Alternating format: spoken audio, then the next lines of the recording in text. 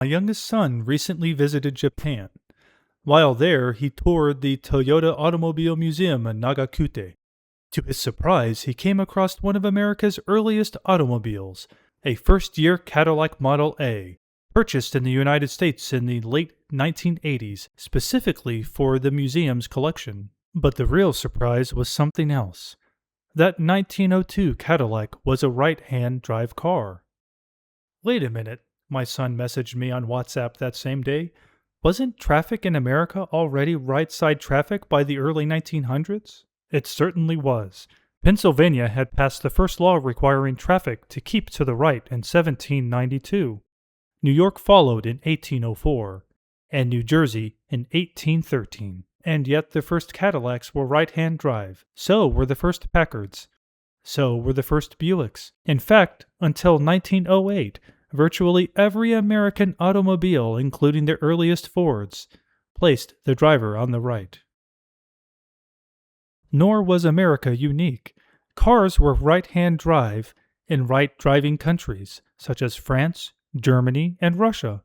They were right-hand drive in left-driving Britain as well. In other words, at the dawn of the automobile age, the steering wheel was on the right everywhere.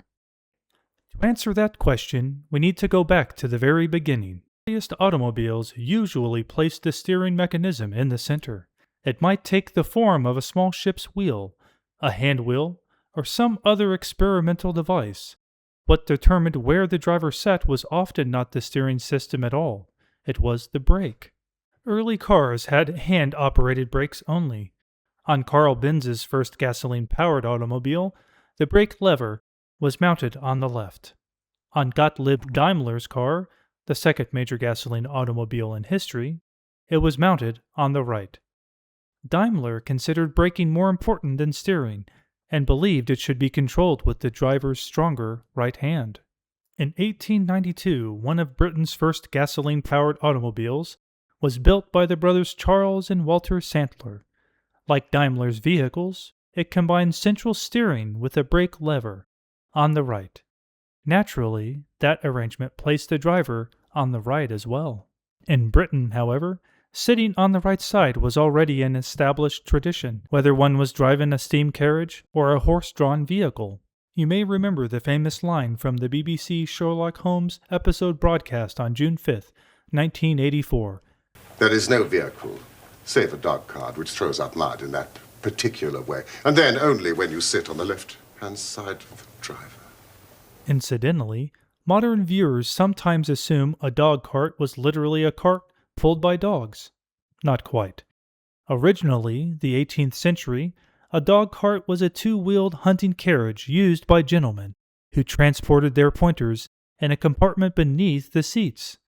By the mid-19th century, however, the term referred simply to a common, everyday vehicle with no necessary connection to dogs. Holmes's observation is useful because it reflects an Old English custom.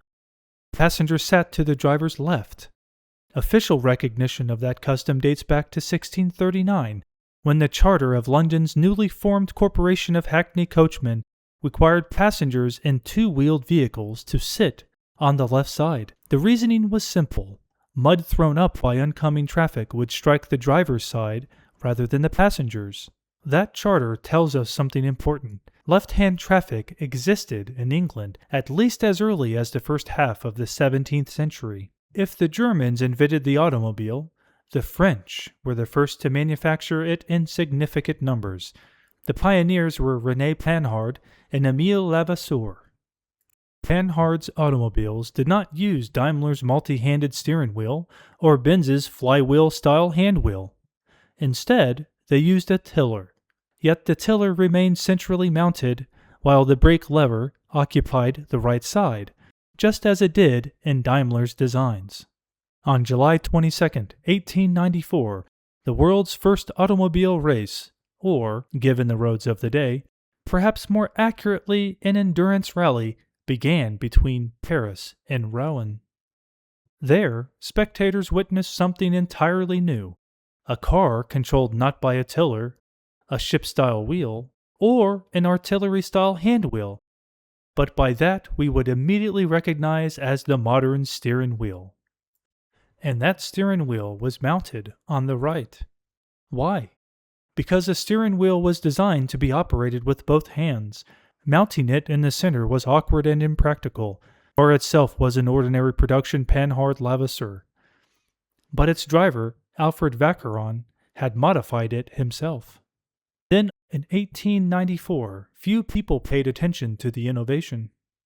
2 years later, however, during the much longer Paris-Marseille-Paris race, Émile Levasseur was driving a Panhard Levasseur equipped with a conventional tiller when he braked suddenly to avoid a dog.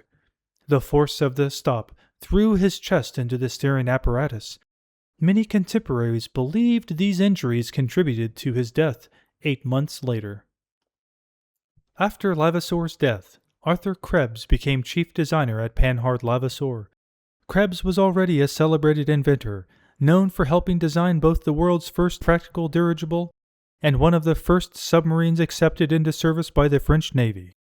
Under Krebs, Panhard Levasseur abandoned tillers and adopted steering wheels throughout its lineup, following the example Vacheron had demonstrated 3 years earlier.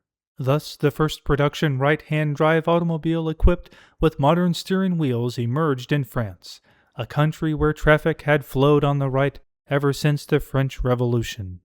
The steering wheel, promoted as a safer alternative to the tiller, proved a commercial success. Other manufacturers soon followed suit, and by the beginning of the 20th century, steering wheels had largely displaced tillers and other early steering systems. Yet the brake lever, and soon the gearshift lever, as well remained on the right side. As a result, automobiles throughout the world continued to be right-hand drive until 1908. Even in left-driving countries, automobiles were right-hand drive. This included not only Britain and its empire, along with Japan, China, and Siam, where automobiles were still relatively rare, but also Sweden, Portugal, and Greece, Iceland, and Austro-Hungarian Empire. In these countries, drivers often complained that they had to step directly into the roadway, sometimes into traffic and frequently into horse manure. Clara Ford, Henry Ford's wife, had similar complaints. She rode in the left front passenger seat of Ford's early automobiles and disliked exiting into traffic, so she would get out only in the careful way you can see now. At first, Henry Ford dismissed these concerns, but then his 13-year-old son Edsel was struck by the wheel of a passing dray while getting out of one of the family's cars. That incident changed Ford's mind. He decided that his next automobile would place the steering wheel on the left. As a result, on September 21, 1908, the world saw the first mass-produced left-hand drive automobile, the famous Ford Model T. At first, the idea did not seem entirely obvious. By moving the driver to the left, Ford made life safer for passengers. Professional chauffeurs, however, saw matters differently. They were constantly climbing in and out to purchase newspapers, cigars, and whatever else their employers requested. To them, placing the driver next to the moving traffic rather than beside the curb seemed a terrible inconvenience. For that reason, right-hand drive did not disappear overnight in countries where traffic kept to the right. Even in the United States, where the transition occurred relatively quickly, prestigious manufacturers continued offering right-hand drive models for years. The last American company to abandon the arrangement was Pierce Arrow Motor Car Company, which switched to left-hand drive only in 1921.